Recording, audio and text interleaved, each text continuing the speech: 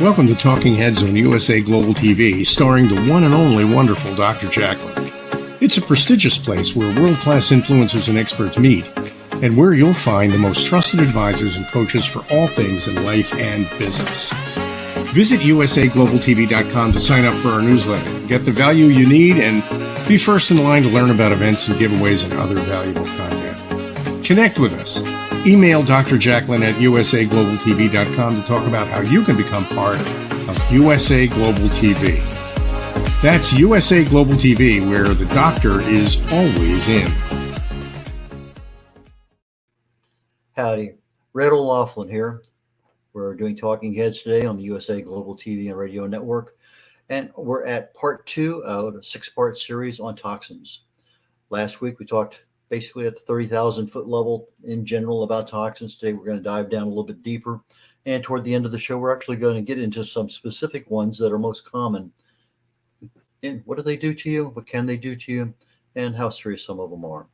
I'll pull up a slide here, and there we go. Basic introduction, as we do every other time. My disclaimer is I'm not a pharmaceutical salesman, never been in that industry. I'm not a doctor, have no degree or anything in the medical field. I'm a researcher, though.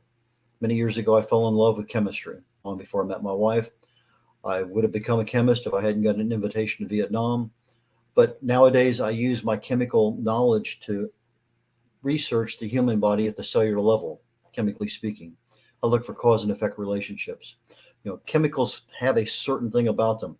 You add this one to this one, this happens. You add a little bit of heat, it happens faster. You add this catalyst, and maybe it happens 1,000 times faster. But there are certain things that you can do to speed up or slow down certain reactions or stop them. And that's what I'd like to find out about in the human body. We experience all these things, and is there something that we can do that will actually help us with the good stuff and slow down or stop completely the bad stuff? That's where that's my passion. That's where my focus is. And so as I'm doing that, I want to look at the different things that are happening. Some of them might be foods we eat. Some of them might be chemicals we put in our bodies, the vitamins, minerals, etc. Other ones may be something as unknown as toxins. And toxins, it's a naturally occurring molecule. It could be synthetically made, but it's a chemical, and it is produced typically, if you look at it from a biological perspective, from a metabolic resource of living organisms. But in reality, it's a chemical that causes harm to our body. It's something that we're toxic. Now, not everybody may have the same level of toxicity. Acetaminophen, Tylenol, you know, for most of us, that's not a problem. But there are more than a couple hundred people die every year from just acetaminophen. One of the guys in my squadron in New Orleans, he had never had in his life. He took some, he ended in the hospital for a week. Some of us have very, very serious reactions to things, and other people have none. So our toxins can be just a simple compound that's generally safe for everybody, but yes, it will kill some people. We have the same thing with the vaccines. They're generally considered safe at a certain level, but you give out 1 million vaccines and you can have some harm from a vaccine that's been approved to be safe. What are some of the toxins we're looking at? Well, gasoline, lead, mercury, we know about those. But the germs, we get, you know, I listed snake venom there, cancer, toxic relationships.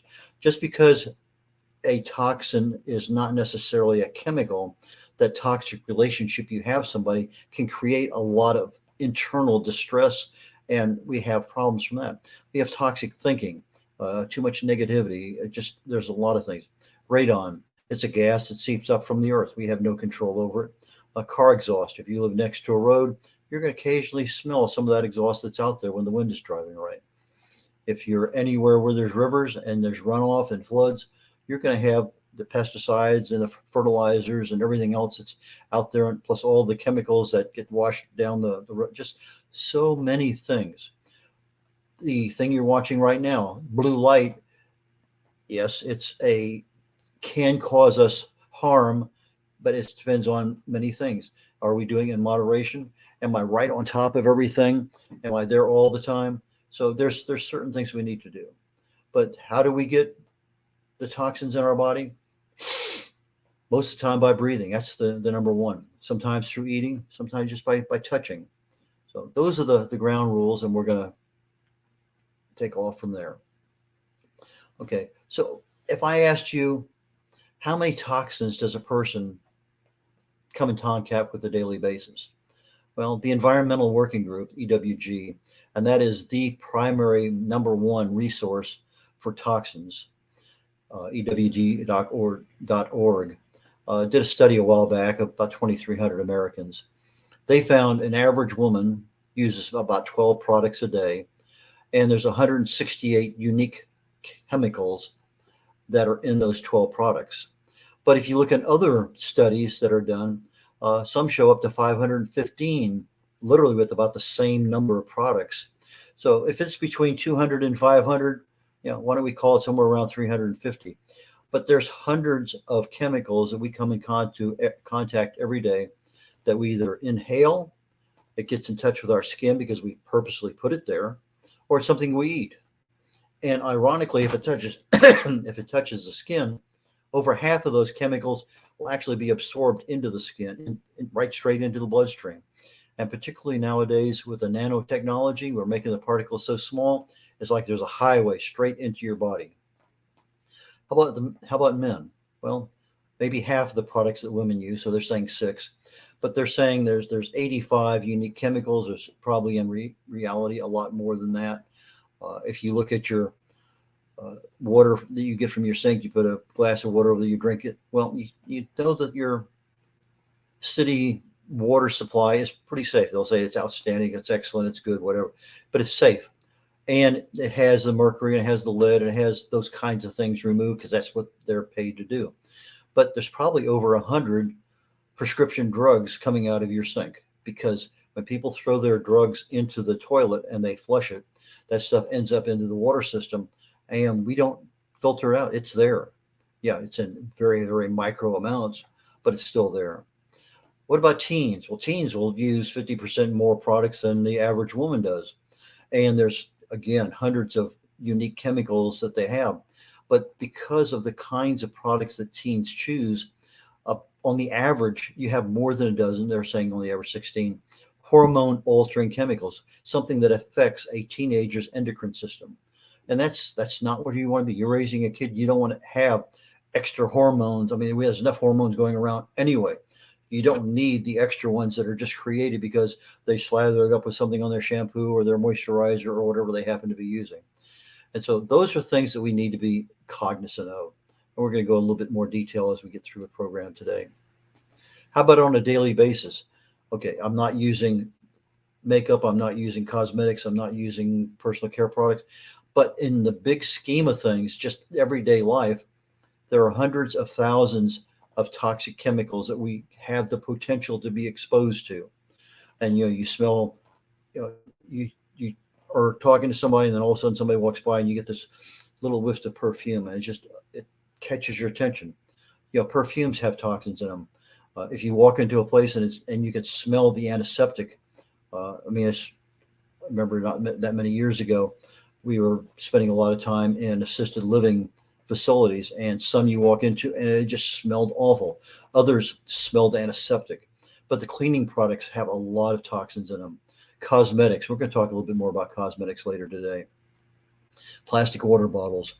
A lot of the products that we have flame retardants added to them, so that in the event a cigarette falls down there or something burns, that it retards it, so it gives us enough time to put the fire out.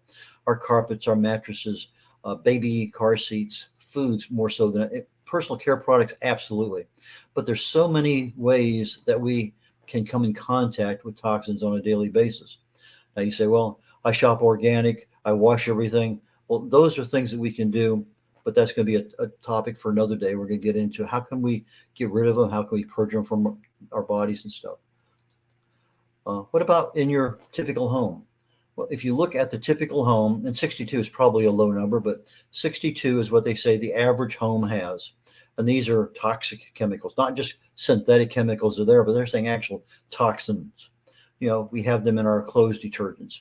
When I buy my clothes detergent, and yes, I buy it, I go to specific to look at what's on that label. I want to make sure I know what's in there. And I get the stuff that has the least amount, and I've been pretty happy with the stuff I buy. Fabric softeners, I don't use anymore. It's just one of those things. But fabric softeners, bleach, solvents, drain cleaners. Yeah, you may argue, well, I only use a drain cleaner once a year, once every 6 months. It's still a toxic chemical in your home. Shampoo, most of us use it on a regular basis. Furniture polish, not as often as we shampoo our hair, but it's still there. Microwave popcorn, we talked about that last week, that butter smell that you get when the microwave is popping. It smells so good. Diacetyl is the chemical that's responsible for that. Hand sanitizers. I was in the doctor's office 2 weeks ago, and they're fanatics on sanitizer. He actually put gloves on over the stethoscope that he was measuring me, a little plastic. And we got done. He offered me the sanitizer because I was getting back dressed again. And I said, no, I particularly don't use hand sanitizers because of the number of toxins that are in it. And he looked at me, and so I finished getting dressed, and I'm sitting there, we're chatting there. At the end, I pick up the hand sanitizer container, and it's a big one. It's one of those push button things there at the top. And anyway, and I go 1, 2, 3, 4. There was 6 that I knew immediately were toxin. And I said, because of this particular kind of hand sanitizer, it's made to evaporate very quickly and get into the skin. Yes, it sanitizes the bad bugs, but it also adds a lot of bad chemicals into our bodies. Antifreeze, air fresheners, if it's not a natural thing, chances are there's something that's toxic about it. What are some of the sources? Well, we've talked about a few of them already. But our clothing, once you wash your clothes, it has toxins in it. You're wearing it all day long. That stuff is going to leach out into the skin. Our cookware, carpeting, the foods we buy, the packaging that the foods come in, solvents. I worked in a lab a long time ago. I loved it. I was working for PPG Chemical Division in Corpus Christi, Texas. We used ethylene dichloride as a solvent to clean glassware. I was amazed at how well that cleaned. Several years later, I find out that that's a major toxin that they're doing everything in the world to get rid of. But we were using it back then because we didn't know any better. We talked about flame retardants, dyes, the water that we have, pesticides, mold, lots and lots and lots of things in the home that are toxic. Now, if we look at how do we control them? Well, the European Union has banned over 1,300 chemicals, mainly found in cosmetics. Well, that's nice. They've also banned another amount of chemicals that they find in food and other places too. But the US FDA has only banned 8 and restricted the use of 5. And you're saying to yourself, well, if Europe is saying 1,000 plus chemicals could be bad, and the US says, oh, no, it's only 8. Well, in the United States, we have a free market. And as such, there's no safety involved when we're looking at cosmetics. There's safety involved in other aspects of things, vaccines, for instance, but not in the cosmetic and personal care product industries. So there's no safety testing required until a problem arises. Then all of a sudden they're going to start having all sorts of testing done on it. But if you look at, that's a $60 billion industry just for personal care products. That's a huge industry. There's a Personal Care Product Safety Act. It was started, I think, introduced to Congress about 2015. It kept going in and out. I think the last one I saw was 2021. Anyway, the main Safety Act that went into effect back in 1938, this thing's coming into effect 80 years after that original act. But there's been nothing in there that really and truly provides for us to have continual update on our we have more chemicals now than we had 10 years ago. You go back 50 years, we have 1,000 more chemicals.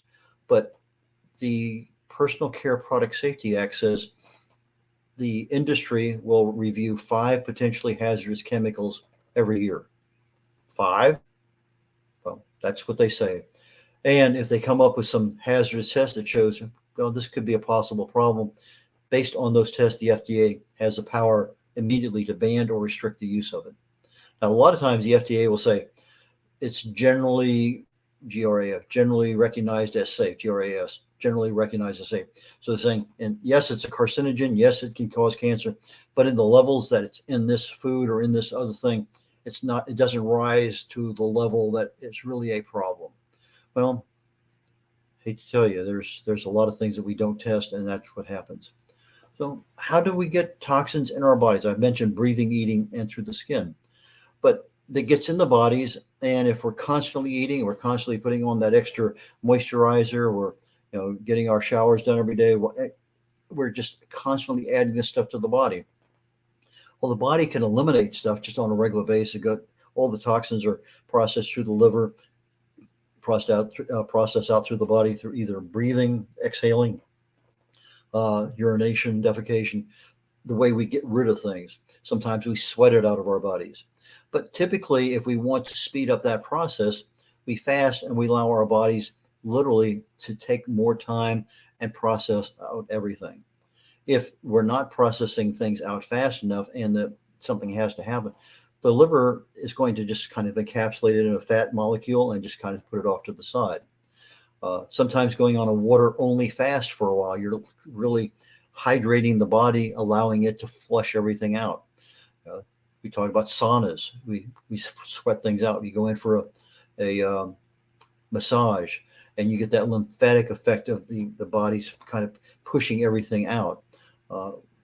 There's some specific foods that are highly recommended for detoxing. We have some supplements the same way, but cleanses, detoxing, all those things will take that toxic buildup and bring them down. We're going to go into a lot more detail on another program, but just to mention it today, that they're building up in our bodies.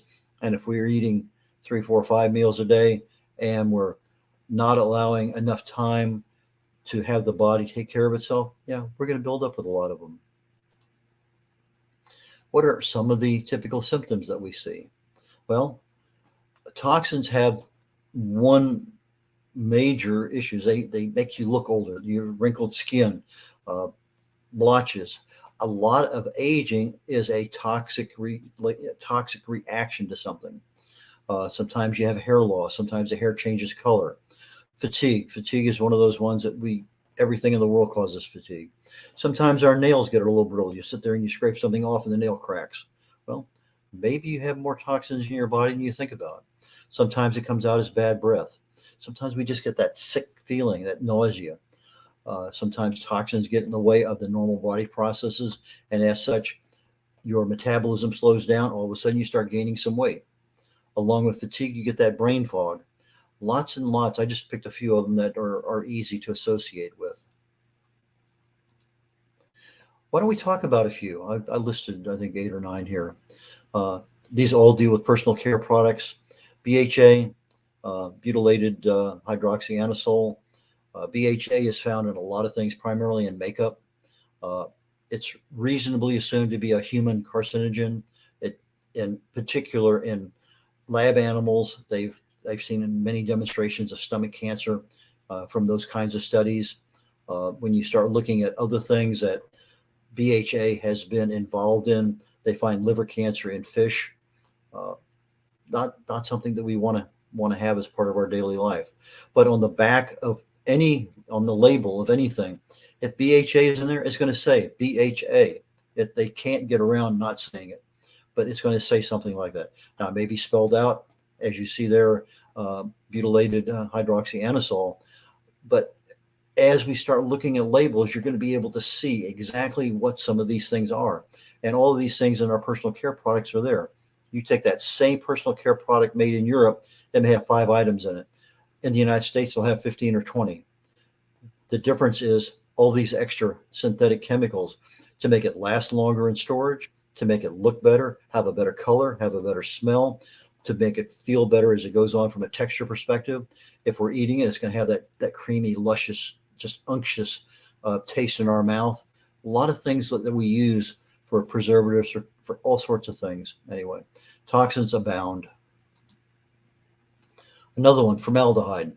Well, back when I was in chemistry lab, formaldehyde was something every time we got into, not comparative anatomy, but we had to work on dead cats and we would have to memorize all the muscles and the bones and everything.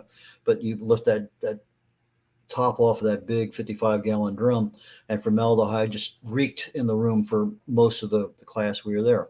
But that's what they stored everything in back then. Nowadays, in personal care products, it's still used. It's used a lot in hair straightening products, nail hardeners. I only put a few of them on here, but formaldehyde is found in many things that you would never expect. But formaldehyde has a very organic odor to it. You smell something, and it's probably not good for you.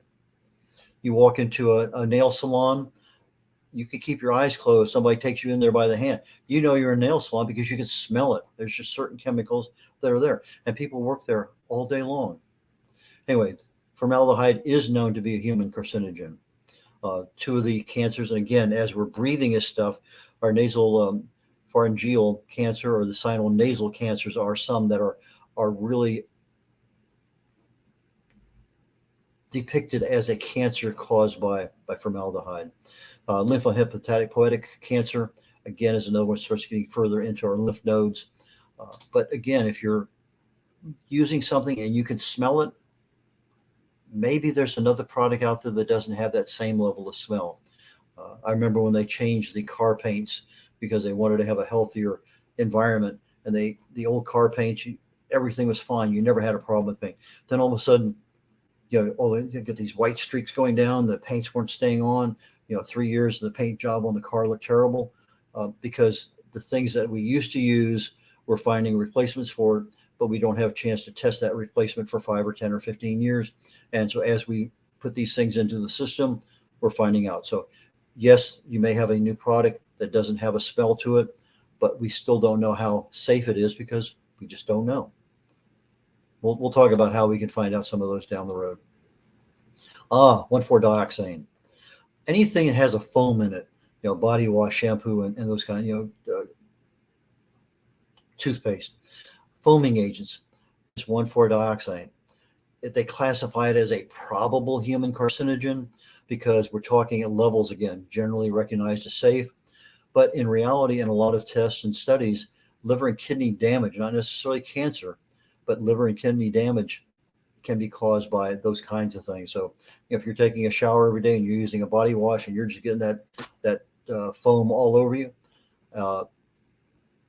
maybe you don't need to be using that much on a regular basis. Look at what other options are out there. Parabens. There are so many different kinds of parabens, and they're found in makeup and moisturizers and shaving creams. There are just a lot of places and parabens are a major problem in our world. Parabens and phthalates. We'll talk about phthalates next. But parabens are an endocrine disruptor. In other words, we have our reproductive system, our endocrine system, and when a paraben gets in the middle of our body, that molecule just disrupts our system. Breast cancer, sperm DNA damage, reproductive hormone issues in men. A lot of the endocrine disruptors are found in a lot of the products our teenagers are using. And many times we don't even know about it. Then all of a sudden you get a 7 or 8 year old that has some kind of reproductive problem. I'm actually endocrine system problem. And if it can be traced back, it's probably traced back to a particular cause. And paraben might be one of those causes.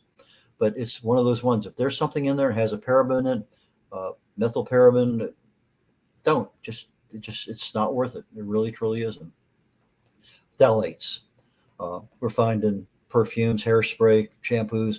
If you notice, shampoos and perfumes and moisturizers not only have one chemical, 2, 3, 4, 5, they have many chemicals. How does 12 products have 500 chemicals? Because they just load them up. Look at the back of any kind of, and I'll be doing some comparative shopping on some of these things, the labels, because they just load them up.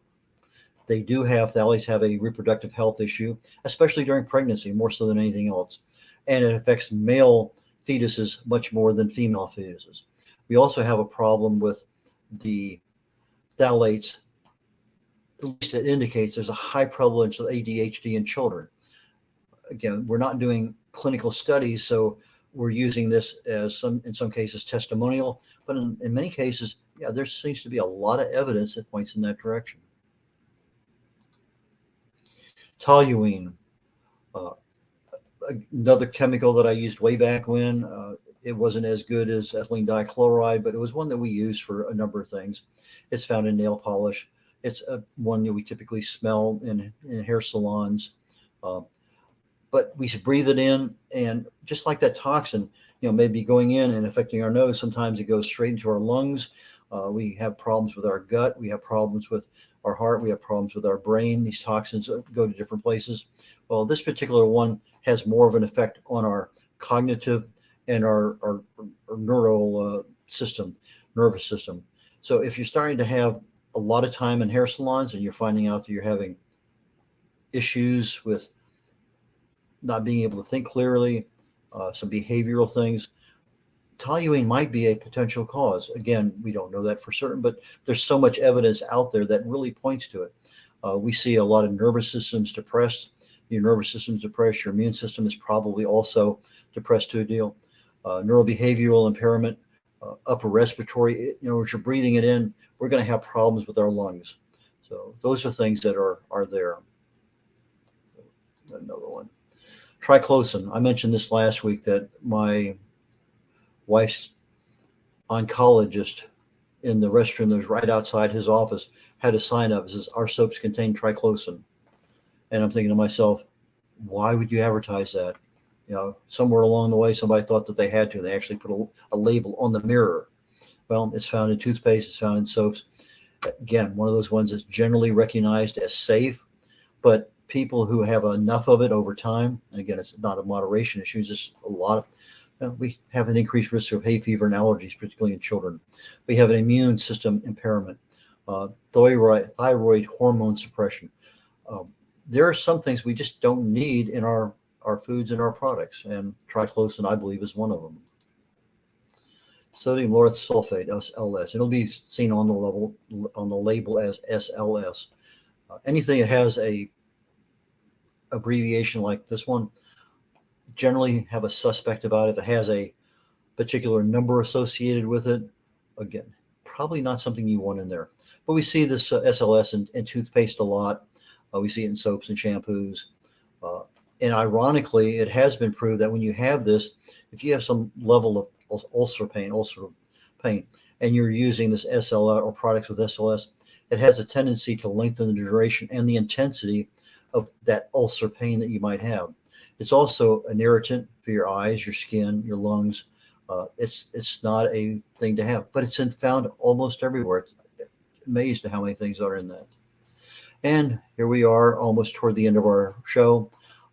I can be found at redolaughlin.com. That's red as in the color RED, O'Laughlin, OLAUGHLIN. So it's Red O'Laughlin, RED, OLAUGHLIN.com. My email address, my phone number is all there in the banner. Easy to find me. I'm a speaker and I'm author. Two of the books I have here on display, one's called The Joy of Ageless Health, talks about the primary causes of disease and what you can do about it.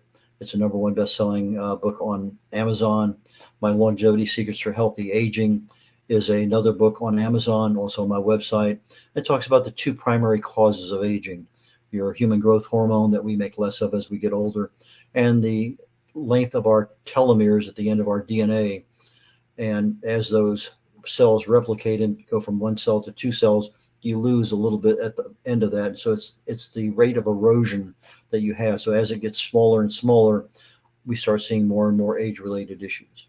So Red O'Laughlin, I'm signing off on Talking Heads today, and we'll be back again next week. And I'm happy to have you all join us here for 2023. And our new topic for this year is toxins. And I look forward to seeing you all next week. Take care.